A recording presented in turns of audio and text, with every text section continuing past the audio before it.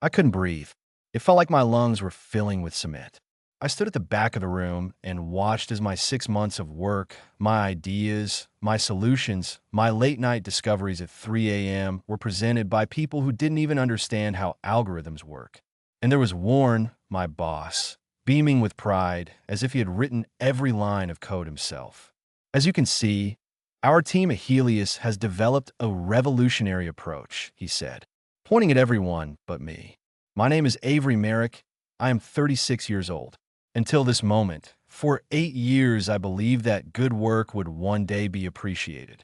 Before continuing, if you're watching this video from another country, please let me know in the comments where you are from and don't forget to subscribe. Trust me, you'll want to know how it all ends. I was the only female senior developer at Helios Innovations. This made me both a tick and a target. I had to work twice as hard to be considered even half competent. But this project was special. The contract with MRittern is the biggest opportunity for our company. $5.8 million to build an AI supply chain management system that could save them millions every year. When the project first appeared, no one wanted to take it on. Too complicated, too many unknowns, unrealistic deadlines. At the meeting, Warren practically threw the folder at me. Avery, try to make sense of this chaos. I remember his dismissive tone and the expectation that I would fail. The male colleagues exchanged glances. Better her than us. I lived with this project for 6 months. Cancel my trip to my cousin's wedding. Miss my nephew's birthday. She even worked with pneumonia, coughing up blood in a napkin that she hid in a desk drawer. I built this system from scratch, solving problems that were recently considered technically impossible. At 2:17 a.m. last night, I finally cracked the distribution code that reduced readers' shipping costs by 41%.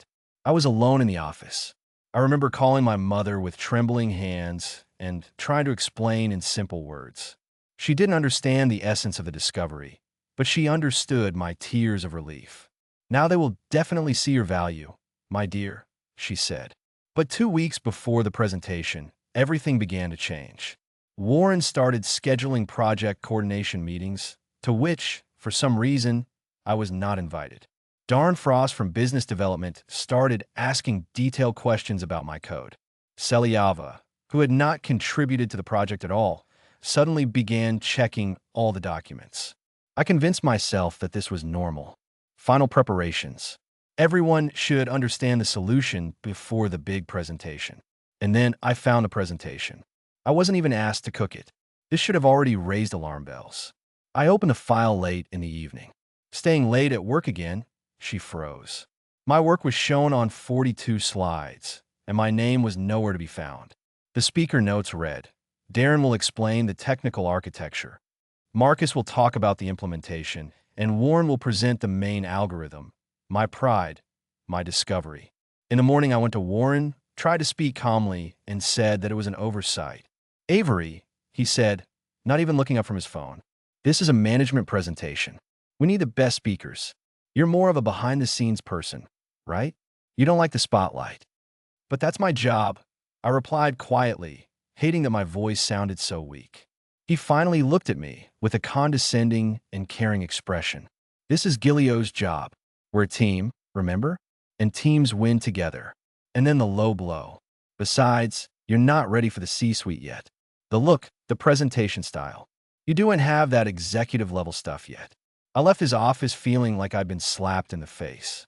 8 years at this company, a master's degree from Carnegie Mellon, sacrifices, illnesses, no personal life, all for the sake of hearing that I don't look polished enough. And here I am again in the conference room, pressed against the wall, invisible while others appropriated my work. Ryder Reel's CEO, Takashi, sat at the head of the table with her team. She asked precise questions, and my team was stumped for answers. Distribution algorithm. A 41% decrease is impressive. But how do you account for weather forecasts in Southeast Asia? She asked. Warren looked at Darren. Darren at Marcus. Marcus cleared his throat. Well, we use several variables and a modified combat approach. I couldn't resist and spoke from the back of the room. The algorithm adapts to weather data in real time. If the forecast shows a forecast, backup protocols are activated, which build a new route in advance. rather than reacting after the fact. Silence fell in the room. 20 heads turned to me. Shock and anger were on the faces of my colleagues. Arialta Kahasha looked with pure interest. "And who are you?" I wanted to answer, but Warren quickly interrupted. "This is Avery, one of our developers. She helped with some elements of code. With some elements of code. Something inside me snapped. 6 months of my life. My ideas, my algorithm, and all boiled down to a couple of lines. In fact, I said, taking a step forward and feeling my heart pounding in my fingertips, I designed and built the entire system architecture. The distribution algorithm is based on my research from last year on adaptive supply chain logistics. I wrote every line of code in the core modules and personally solved the Southeast Asian weather disruption problem you just asked about." There was a deafening silence. Oren's face turned red, like I'd never seen it before. Rial Takashi put her pen down. "I wonder how you were the architect of this solution?" "Yes," I answered calmly. "Then maybe you should be the one presenting it," she said, glancing at Warren. From then on, everything happened in slow motion. Warren laughed. "Avery likes to exaggerate his contributions. She's valuable, but this is, of course, teamwork under the guidance of senior staff." My head spun, as if the floor had fallen out from under my feet. 8 years of humiliation gathered in one moment. I was naive to think that this time everything would be different. But Real looked at me, not at him. Her gaze was sharp, assessing, as if she saw perfectly well what was happening here. "In that case," she said, not looking away, "I have a simple request. I want Ms. Merrick to show us the technical documentation right now." Oren's smile faltered. "We didn't plan to go into that much detail today." "I insist," Real interrupted. Her tone made it clear it wasn't a request. If this was truly a team effort, then anyone on the team should be able to explain the architecture. She turned to me. "Miss Merrick, do you mind?" I spent the next 40 minutes explaining every aspect of the system. The architectural decisions, the compromises, the innovations that made it unique. I answered questions confidently because I knew every detail of what I had built. No one interrupted me. No one clarified. They couldn't. When I finished, Real nodded. "Thank you for clarifying." She turned to her team. "I think we've seen everything we needed to." I decided that was it. A small victory, but without consequences. Warren would find a way to punish me later. The system in Helios would not change. But at the end of the meeting, Real walked straight up to me. "Miss Merrick, please stay." Everyone left. Warren gave me a look that promised trouble. Only Real and her CFO remained in the room.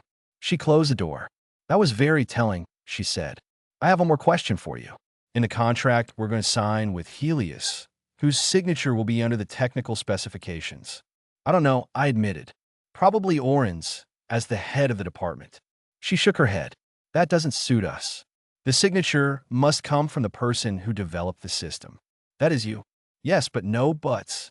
If you created it and you sign it, that condition is non-negotiable. At Moderna, responsibility matters." She handed me her business card. "My direct number is on the back. If you have any problems with this requirement, call me immediately." That night, I couldn't sleep. I replayed that meeting in my head over and over again. Oren's face. Real's unexpected intervention. By the morning, I had already made the decision I'd been working towards for 8 years. That day, I dressed especially carefully, not in the gray and black clothes that helped me blend in with the male environment of Helios, but in a dark blue suit, which I bought a long time ago, but I never dared to wear it to the office. As I expected, I was called to Quarren in the morning.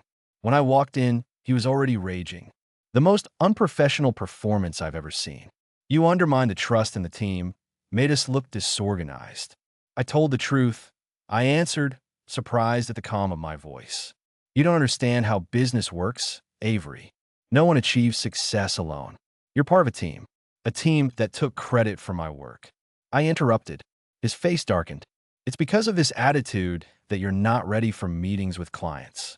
Too emotional, too hungry for recognition." "Real Takashi wants my signature on the technical documentation," I said. This stopped him. "That writing requires the person who developed the system to sign the specification. It's me." His expression instantly changed from anger to calculations. Almost funny. "Well, it's just a formality. You will sign as technical manager, but under my general responsibility. I took a deep breath. I'll sign, but only under certain conditions. He laughed without a hint of humor. That's not how things are done. They are done now, I replied, and pulled out the document I'd prepared the night before. Here are my conditions. First, my role as lead architect must be officially acknowledged in all documents and correspondence. Second, I will lead the implementation team. Third, I want a 15% raise immediately. And that's still less than what Darren and Marcus get. Oren's face turned red. This is blackmail. These are negotiations, I corrected. You need my signature. Ryder won't continue without it. And today, I finally understand my value. I can fire you for this, he threatened. You can, I agreed. But then you have to explain to real Takashi why the man who built the system for $5.8 million is suddenly not on the project. I think this conversation will end badly for both you and Gilios. He looked at me with open hatred. I knew you'd be nothing but trouble. Women like you are always trouble. I smiled, feeling something inside me finally change. Haven't you seen any trouble yet, Oren? This is just the beginning. I just took my seat at the desk. You have until the end of the day to accept my terms, otherwise I'll call real myself. I left his office, my legs shaking, but my head held high. From the outside, I looked confident and calm. Inside, I was torn apart by fear. For 8 years, I kept my head down. I was a convenient employee who never complained. I ruined it all in 15 minutes. My phone vibrated as I returned to my desk. A message from Sister Nora. Have you talked to him yet? What happened? I answered. I did it. I set my terms for him. Now we wait. 3 dots appeared, disappeared, appeared again. Finally, an answer came. Wow, I'm proud of you. Scary, but proud. Warren didn't keep me waiting. By noon, I was called to the department. HR to a meeting with Vanessa Kruger, the head of the department, and Warren himself. I could tell from their faces before anyone spoke. The conference room was cold, almost sterile. I sat down across from Avery. Vanessa began in a neutral, official voice. We've reviewed your request for the Mridern project. My terms, I corrected quietly. A flicker of irritation crossed her face. Okay, your terms. We value your input, but your approach to this situation was inappropriate, bordering on insubordination. Warren sat silently with a small, smug smile. However, Vanessa continued, given the client's request and the tight deadline, we are willing to make some concessions. The concessions turned out to be a mockery. I was recognized as a key technical participant, but not the chief architect. I was allowed to join the implementation team, but not lead it, and instead of a raise, they offered a 5% bonus. This is our final offer, Vanessa said, sliding the document toward me. We need your signature on Mridern specifications for the rest of the day. I looked at the paper, then at Warren's smug face, then back at the document. 8 years of these same moments flashed through my mind. Men with half my knowledge getting promoted, my ideas being ignored until someone else repeated them, being called difficult when I was simply paying attention to detail. No, I said, pushing the paper away. Those weren't the terms I'd outlined. Oren's smile disappeared. For God's sake, Avery, be reasonable. I've been reasonable for 8 years, I replied. It got me nowhere. Vanessa's professional mask flickered. Think carefully about what you're doing. This is a career-defining project. You don't want to be remembered as the one who blew it all because of ego. I almost laughed. My ego. After the entire team inflated their credit at the expense of my job, the terms remain, I said, and stood up. You have until 5 p.m. I walked out, closed the door behind me, and hid in a bathroom stall where I had a silent panic attack. What had I done? I risked everything. My job, my reputation, my financial stability. All for the sake of not being able to swallow the resentment again. But that wasn't pride, was it? It was dignity. It was the truth. It was finally an admission that I deserved more than being used and discarded. Late in the afternoon at 4:47 p.m., when I was already thinking about calling real Takashi, Vanessa came to my desk. We've reconsidered, she said dryly. Your terms are accepted with minor changes. She handed me a new document. Now they agreed to recognize me as chief architect and give me the right to lead the implementation team. The raise was 12%, not 15%. but still much more than their original offer. We expect you to handle this transition professionally, Vanessa said with a warning in her voice. No gloating, no dividing the team. I always conduct myself professionally, I replied as I signed the document. That was never a problem. That evening, Nara and I celebrated our victory at my place, ordering Thai food. I can't believe you actually did that, she said, raising her glass of wine. To my sister, who finally found her backbone. I've always had a backbone, I smiled. I just stopped slouching. So what now? She asked. Warren would take revenge, wouldn't he? I nodded slowly. Most likely, but something has changed, Nara. I'm not afraid anymore. The following weeks showed that I was both right and wrong at the same time. Warren didn't make my life hell. He made me invisible. He talked past me, over me, but never to me. At meetings, he acted as if my chair didn't exist. His only attention came in the form of impossible deadlines and late-night emails demanding an immediate response. Meanwhile, I was officially recognized as the chief architect of the Readern project. My name was on all the documents. I assembled the team myself, including 2 young female developers who had previously gone unnoticed. And every week, I had a direct call with real Takashi to discuss progress. These calls became a real salvation for me, the only place where my knowledge was respected without argument, where I didn't have to fight to be heard. 3 months after the implementation began, something unexpected happened. Real invited me for coffee during her visit to the city. We met at a small cafe away from Hiller's office. She got straight to the point. Your work on the system is simply excellent, she said after a short conversation. Implementation is ahead of schedule, and initial results are better than expected. But I'm still concerned about the project. Project? I asked again. You, she replied. Every time we say, I feel the atmosphere in which you work. This cannot be sustained for long. A talent like yours shouldn't have to constantly fight for basic respect. I fell silent. I've become so accustomed to hostility at work that I no longer see it as abnormal. Can I say it straight? She continued, without waiting for an answer. It's no use keeping you in Hillers. And, judging by what I saw at the presentation, nothing will change there. She put a business card on the table. This time, not his personal card, but a card with the name of Readern's technical director, Julian Chen. We are creating a new innovation unit, she said. Julian is looking for a director to take over. Your name came up in our discussions. My cup froze halfway to my mouth. Do you want me to work at Readern? We want you to lead the team at Readern, she corrected, with the appropriate title, salary, and authority. No more fighting over crumbs, Avery, Real said. The offer was incredible. A salary double my current one, equity in the company, and a management position reporting directly to the CTO. It was everything I'd been yearning for years, and something I'd always been denied at Hillers. I need to think about it, I said, my thoughts racing. And the infiltration into Hillers needs to be completed. Of course, Real nodded. We're not asking you to abandon your team. Finish the project, but remember, the door is open for you. I returned to Hilly's office as if in a dream. There was a business card burning in my pocket. For the first time in many years, I felt a dangerous sense of hope.